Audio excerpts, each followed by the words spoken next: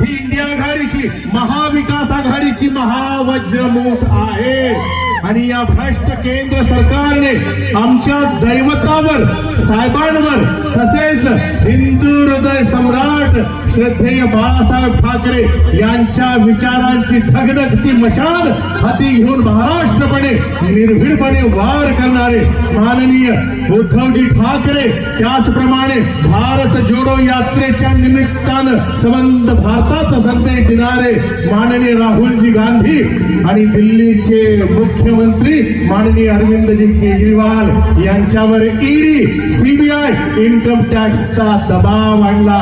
पण आमचे साहेब हे वादळ आहेत. या वादळा पुढे सगळेजण नेस्तनाबूत होतात. हा इतिहास आहे. साहेबांनी आणि सर्वांनी हा दबाव धुडकावून लावला.